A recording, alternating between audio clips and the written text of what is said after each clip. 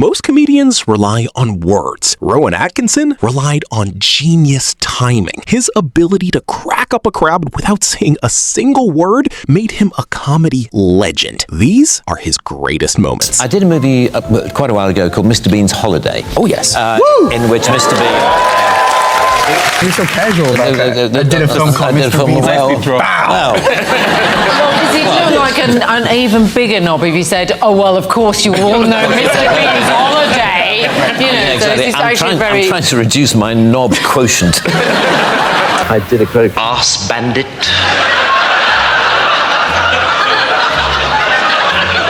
Bottom. Clitoris. Where are you, clitoris? While appearing on Stephen Colbert's show, Rowan Atkinson told the fascinating origin story of his most iconic character, Mr. Bean. Do you remember that night? Yes, I certainly remember the night. It was a one-off. It was a one-night review, and I was asked if I wanted to do something, and I couldn't think of anything, and just stood in front of a mirror, to be honest, and I just started pulling faces, I mean, for want of a better term, and I just sort of, was doing this.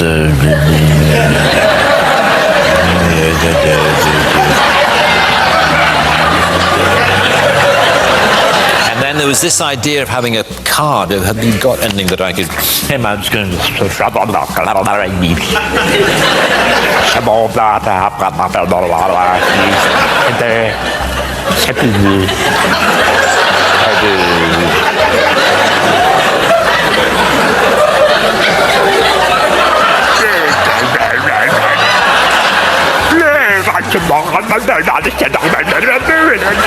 Anyway, it was something like that. Rowan Atkinson accepted an award on behalf of John Daniels and cracked a joke that had the entire crowd laughing. Cannot unfortunately accept it himself because he is in Hollywood, starring in his first major film role with Meryl Streep. I am, however, not in Hollywood, not having been offered even a minor role in an 8mm pornographic movie. This Formula One interview became unintentionally hilarious when Rowan Atkinson started impersonating Martin Brundle right to his face, and the jokes seemed to go right over his head. Mr. Bean reckon to all of this Formula One malarkey? Well, he would enjoy it very much because he's a car enthusiast, as you know. Oh, that's right. Yeah, he had some magnificent cars, didn't he? Cars, then he'd enjoy it. But anyway, it's fantastic to be here. I'm a guest of George Russell, which is, it wasn't planned for me to be here on a weekend, when he got pole, but here we are. Rowan Atkinson name dropping. Whatever next? Oh, I know. I'm here as a matter of fact, as a guest of George Russell. So. Oh, fantastic. So that's how privileged I am. His jokes come out at Formula One speed, yet he takes his sweet time to give reaction to others' jokes. Analyzing the humor, or I'm analyzing the joke rather than enjoying it. So somebody tells a very good joke, and I go, very funny. And they stop telling jokes. And they stop telling jokes, but I'm thinking about... In this clip, Rowan Atkinson looks back on the creation of Mr. Bean and explains why the character grew to become so successful. It was based actually on a visit, on a holiday in Venice that I had in 1985, quite a long time ago. Wouldn't it be fun, because I had already started exploring just doing purely visual comedy. I'd explored it on stage, and I was interested in trying to put visual comedy through the character of Mr. Bean on TV. And so that's where it started. Well, the first ones we did were in 1988, 89, and then it sort of grew from there, and now we've got this... Weird, it's like it's got its own life. Taking over a beloved character is never easy, but John Oliver got a memorable piece of advice from the man who voiced Zazu before him. He will be playing Zazu in the upcoming I've got some remake. questions for him, but advice... just do your best, John. Do your best, John. Just do your best, and try not to think of predecessors in the role. Yes. That's probably the most... You'll never be able to fill my footsteps. Oh no. I'm certainly not going to say that. Did you ever feel that you would be like this cool to so many generations? Like, you're huge. I'm huge.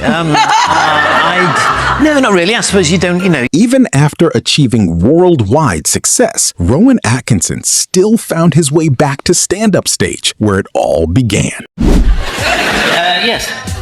No, I'm afraid we don't have any toilets. I don't know if you read your Bible, but I'm afraid it's damnation without relief. Talk about being a stage performer, should we? Tell me, do you ever watch other performers and get jealous?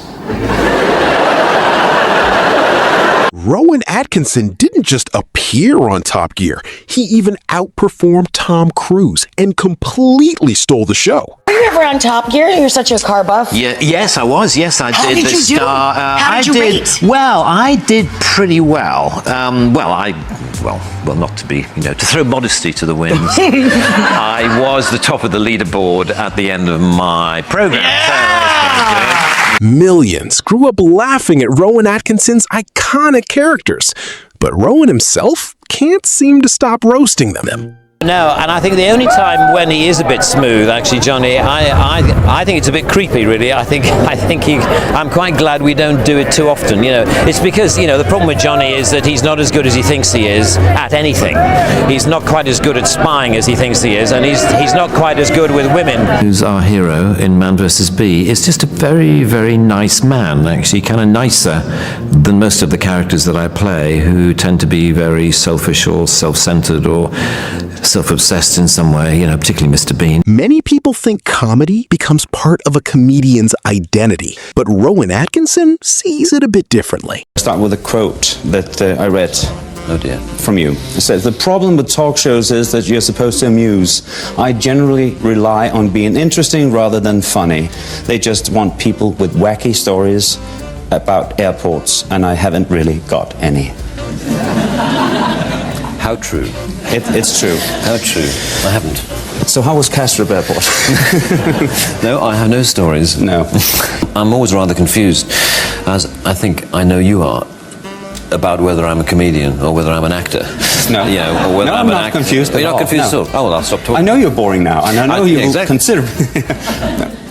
Exactly. You'll be nodding off. Sometimes the punchline isn't what gets people. It's the way Rowan Atkinson delivers it. And Jay Leno was proof of that. So Working Men's Club wouldn't quite be my bag. No. Not really. Bag. Is that an American term? Bag. Do they say that in London? They say, it's not my bag. It's not my bag. Well, I do, yes. Just but the then, emphasis on bag. Yes, well, it's just the way I speak. I like bees. Yeah, you like these? Bag. Sure, Mr. Bean. Sure. Blob and bob and... Now, obviously you must get recognised all over the place in England. After a while, then he said, "Excuse me, has anyone ever told you that you're the absolute spitting image of that Mr. Bean?" And I said, "Well, actually, I am the actor who plays Mr. Bean." And he said, Some actors struggle with action scenes. Rowan Atkinson struggled with pickup lines. Now, all super agents are known for their powers of seduction. Have you learnt any new pickup lines? New pickup lines in this movie? No. No, I never knew any before, and I don't know any now. No. One perfectly timed reaction from Rowan Atkinson makes this moment unforgettable. It's just a nervous mannerism I pick up. If I want you to keep quiet, I will say, shush. You were saying?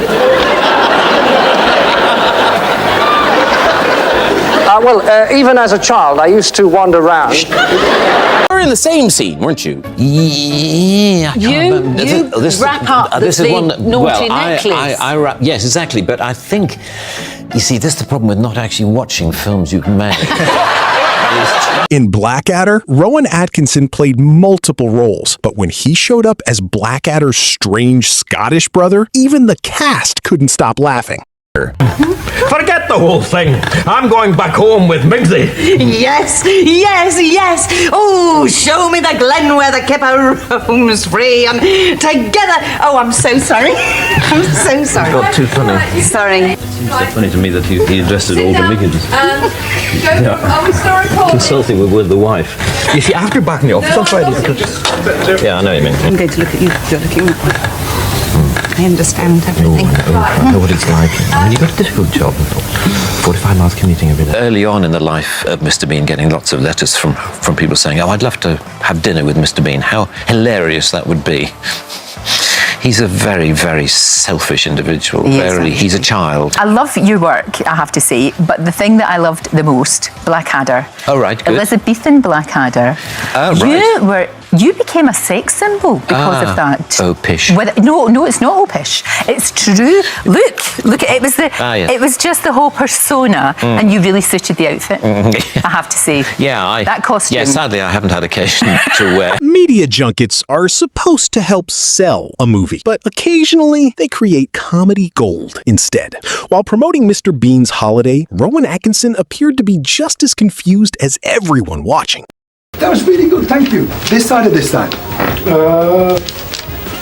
Right, how do you want to sit down? No, I'll get behind you. I see, I just sit here and... Yeah, and you don't have to do anything. Okay. Coming up on Sunrise this morning, we meet the lovely Mr. Rowan Atkinson. We talk about Mr. Bean's holiday, and all you have to say is, if you miss it, you miss out.